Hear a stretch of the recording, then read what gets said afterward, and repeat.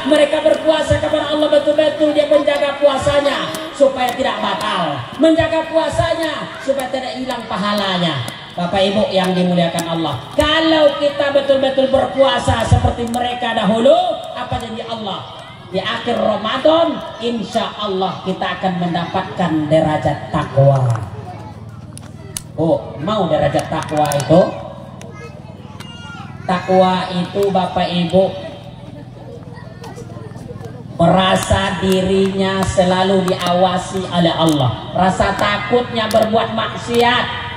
Kemudian orang yang mendapat derajat takwa diberikan oleh Allah kemampuan dalam dirinya untuk menundukkan hawa nafsu. Jadi kecintaan kepada dunianya itu berkurang, tapi cintanya kepada akhirat makin bertambah.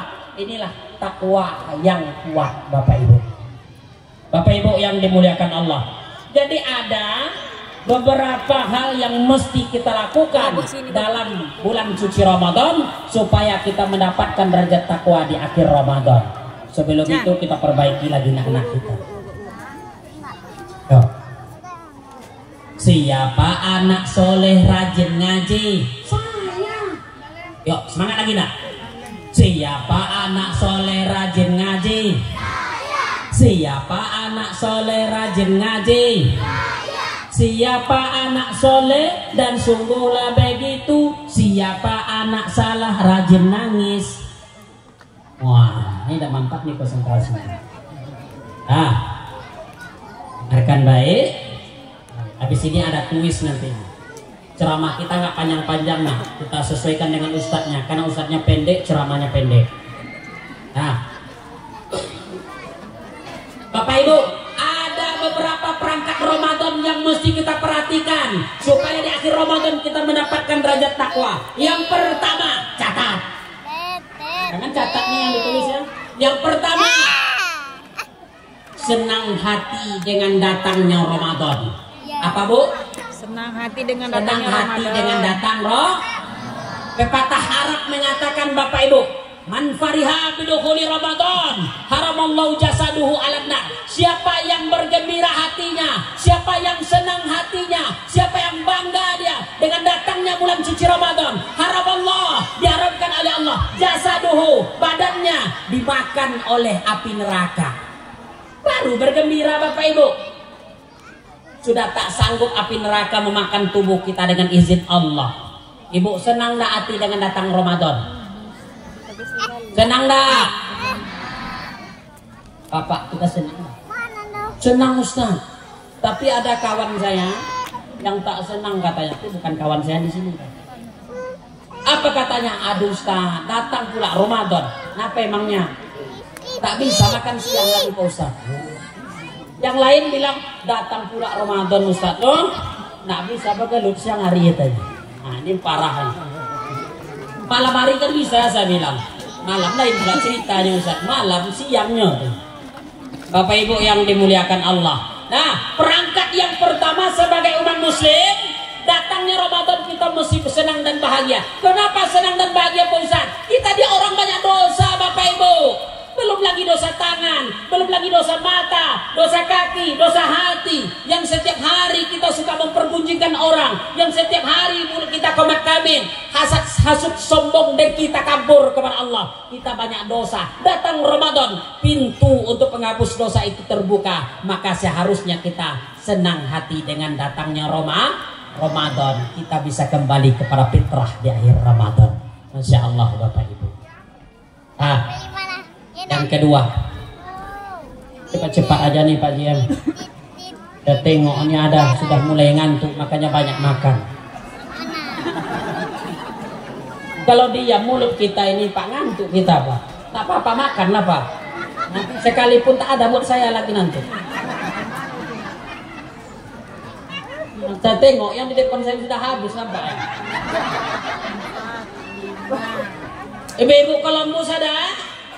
Ibu-ibu Columbus ada nak? Siapa Ustaz ibu-ibu Columbus itu? Ibu-ibu pembungkus.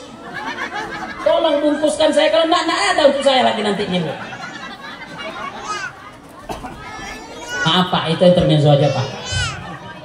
Bapak Ibu yang dimuliakan Allah. Yang kedua, perangkat Ramadan yang mesti kita penuhi Bapak Ibu. Bersihkan diri kita di hadapan Allah, bertaubat kita. Dengan cara apa Ustaz? Mandi taubat. Ibu pandai mandi taubat? Pandai? Bu, pernah mandi taubat? Mandi junub pernah? Pernah? Saya pernah Pak Jem. Di suatu tempat ceramah, tapi bukan di sini. Ini baru kali ini kan. Saya tanya, ibu pandai mandi jenabah? Nggak pandai Pak Ustaz. Anak ibu udah berapa? Udah 5. Udah 5 anaknya nggak pandai mandi jenabah.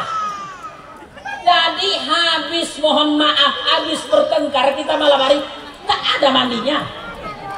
Berarti kapan kita bersih dan sucinya Pak? Makanya ibu yang belum pandai datang nanti ke Ustaz Suhen. Tanya gimana mandi jenabah itu? Oh semalam ada pula ibu pandai mandi jenabah, nggak pandai Ustaz. Apa mandi jenabah itu? Mandi junub pandai. Mandi jenabah nggak pandai, dia mandi junub pandai Pak. Mandi taubatnya ubahnya mandi jenabah. Cuman niatnya beda. Ibu kalau mandi jenabah jangan niatnya mandi taubat, nak nyambung juga.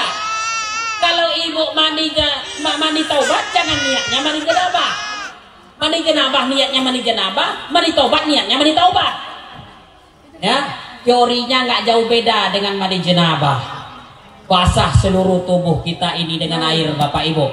Kalau mau ikut sunnahnya mulai dari kanan, ya semuanya dan lakukan dengan niat. Kalau mandi taubat, yang sengaja aku menghilangkan dosaku 1 tahun yang lewat karena Allah Subhanahu wa Ta'ala. Kalau tidak pandai dengan bahasa Arabnya, bahasa Arab dibaca untuk kemana-mana betul. Ya, nggak jelas kan air artinya kemana-mana begitu. Bapak Ibu yang dimuliakan Allah. Nah, sekarang ini tradisi Bapak Ibu di negeri kita lihat mandi taubatnya menyambut Ramadan, mandi bali mau kasai. Pak JM pernah dengar itu? Belum ya? Malam ini dengarlah. Ibu pernah dengar itu? Mandi bali mau kasai, pernah dengar? Pernah. Orang Rokan Hulu pun pernah melakukan itu. Ya, di Sungai Rokan itu Pak JM. Kalau mau tengok sekali nanti. Tengok aja sekali ya. Yang kedua kali jangan Pak. Yang sekali cari ilmu, yang kedua nama dosa itu. Nah, Bapak Ibu yang dimuliakan Allah. Tapi mandi bali mau kasih itu Bapak Ibu, ya. Limau itu jeruk Pak Jem. Limau itu bahasa kampung kami. Kalau bahasa kampung awak, jeruk. Jeruk itu dipotong-potong masuk dalam mangkok, kasih air, nanti diremas, jeruk itu keluar airnya. Jadi basanglah minyaknya, ya. Langsung tumpahkan air jeruk tadi di kepala Pak. Langsung baru dengan air yang bersih. Itulah mandi bali mau kasih itu Pak JM. Nah, dapat ilmunya kan? Besok menyambut Ramadan, 1 hari nyala Ramadan boleh dibuat. Wajib Ustaz? Enggak. Tapi boleh kita lakukan Pak Ustaz. Mandi bali mau seperti orang dulu, boleh, enggak ada masalah. Kalau teorinya seperti orang dulu Pak. Tapi kalau teorinya seperti orang sekarang, haram hukumnya. Kenapa haram Ustaz? Mandi bali mau kasih, mandi jeruk itu dengan orang dulu, enggak dengan perempuan. Bapak-bapak, nenek mama itu aja nyoba. Sekarang mandi istri awak dengan bini laki orang. Laki awak bu dengan bini orang. Laki awak dengan anak gadis orang. Anak gadis awak dengan anak bujang orang. Enggak haram. Mereka bercampur baur. Hilir mudik pakai ban mobil. Iya bu. Ya bu. Kok tahu Pak Ustaz? Sekali saya pernah nengok di Pekanbaru. Penasaran Pak, diajak sama kawan ke sana. Ustaz, nengok orang mandi beli mau kasai kita Pak Ustaz. Kemana? Di Sungai Terotak Bulu. Ayolah, kayak mana itu? Saya tengoklah Bapak Ibu. Jam 3 saya ke sana Bapak Ibu. Saya tengok ujung jembatan sebelah kanan sampai ujung jembatan sebelah kiri penuh. Penasaran Bapak Ibu, apalah yang ditengok orang nih? Naik saya ke atas jembatan, saya tengok Pak ke bawah, seperti orang nengok ke bawah, rupanya nengok orang mandi. Yang ditengok mana yang mandi itu bukan bapak-bapak campur baur. Ibu-ibu mandi nggak kayak gini pakaiannya, pakaian renang. Yang di atas nengok ke bawah senang hatinya. Sebagian ada yang bilang, "Hah? Jangan nak. Sudikah kita istri kita ditengok orang di situ? Tak, banyak mata yang nengoknya. Makanya Pak, kalau ada nanti yang pergi nengok itu, yang pergi ikut mandi, jangan dibolehkan Pak. Bu, kalau ada suami kita yang ingin ikut nanti mandi-mandi ke sungai itu, rame-rame, jangan dibolehkan. Ya, logikanya Bapak Ibu, kalau bercampur baur laki-laki perempuan, niat kita katanya bertobat, tapi campur baur laki-laki perempuan yang bukan mahramnya, hilang dosa apa nambah dosa? Hilang dosa apa nambah dosa? Nambah dosa. Jadi Bapak Ibu, mulai malam ini jangan ada yang kita ikut ke sana. Pun anak muda kita jangan dibiarkan. Kalau nanti Bapak Ibu jumpa sama saya mandi-mandi di Sungai Rokan, ya berarti sama-sama pergi kita tuh. Kan iya Pak Ketua. Kalau nak kita sama pergi nak jumpa kita kan. Bapak Ibu yang dimuliakan Allah Subhanahu wa taala. Itu yang kedua, yang ketiga perangkat Ramadan. Tulis nak. Nah, yang ketiga perangkat Ramadan yang mesti kita penuhi Bapak Ibu. Malamnya kita sholat tarawih. Di sini sholat tarawih kita berapa? 11 sama witir ya. Ya. 11 sama witir. Ada yang 23 dengan witir, serah. Mau 11, mau 23, terserah Bapak Ibu. Yang penting sholat tarawih. Karena sholat tarawih nggak ada di luar Ramadan Bapak Ibu. Kalau sholat sunnah yang lain ada, sholat duha ada, sholat tasbih ada, sholat tahajud ada, sholat syukur ada, ya, sholat tahiyatul masjid ada, sholat sunnah lengkap di luar Ramadan kita laksanakan. Tapi sholat tarawih tidak ada di luar Ramadan. Sholat tarawih adanya hanya pada bulan Ramadan. Berarti sholat tarawih adalah pelengkap dari puasa Ramadan. Bapak Ibu yang berpuasa menahan haus, menahan lapar, tapi malamnya tidak ikut sholat tarawih, maka puasa kita tidak sempurna di hadapan Allah. Maka jangan tinggalkan sholat tarawih. Siap Ibu? Ibu siap? Suara ibunya. Kenapa sedikit Pak Ustadz? Karena ibu ini memang 10 pertama Ramadan nggak muat di masjid kita nih Pak. Tapi 10 terakhir Ramadan hilang ratu-ratu kita nih. Ibu, 10 terakhir Ramadan kemana Ibu? Bikin kue. Apa? Bikin kue. Kue. Untuk apa Ustaz Ibu diundang? Kalau Ibu udah berubah nanti. Siap berubah.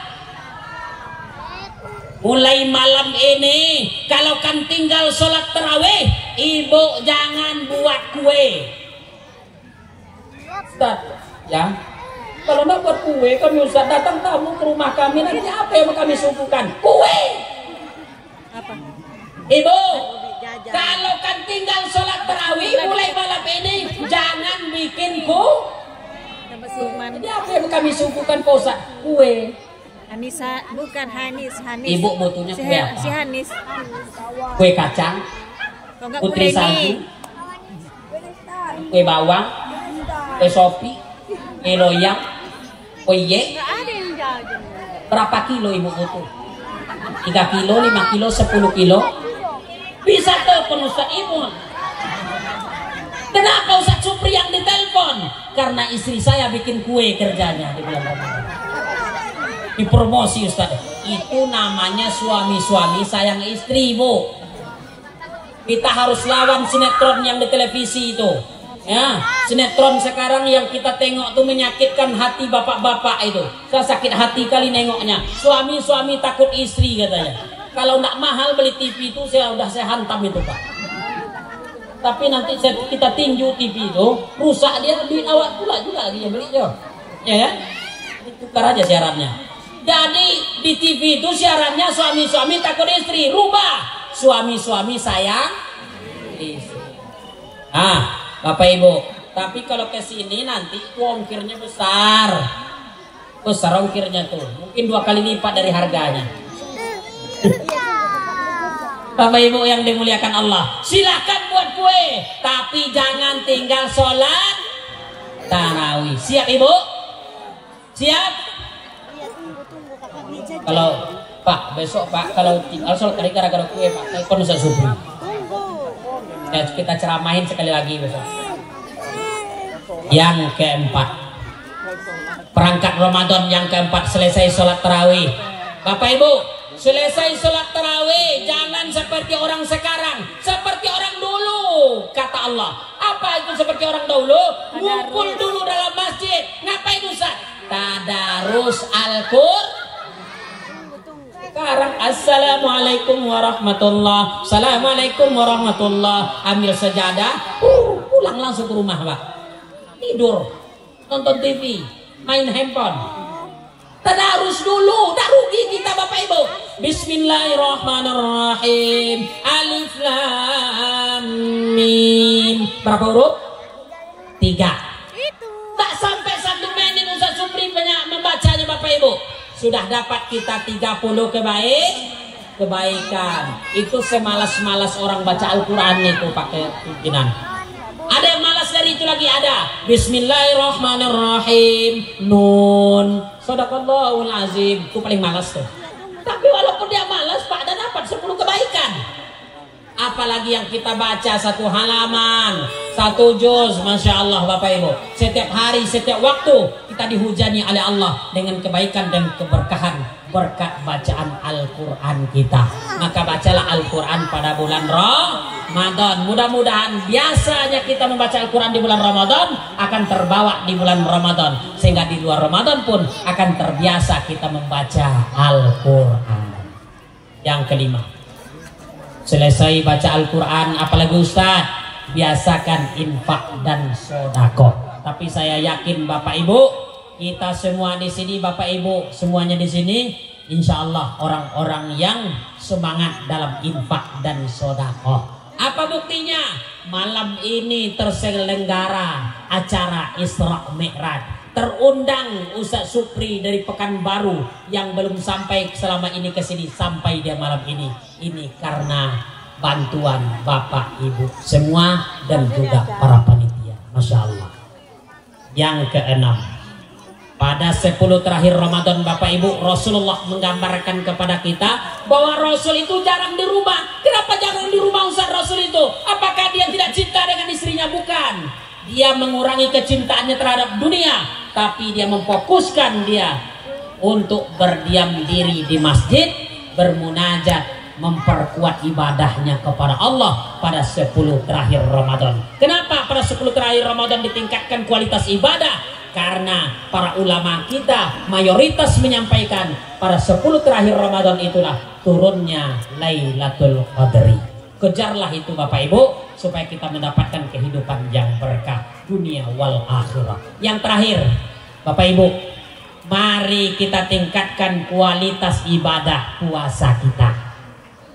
Bapak Ibu yang dimuliakan Allah, banyak orang yang berpuasa zaman sekarang, puasanya tidak batal, tapi pahalanya hilang Bu. Bu,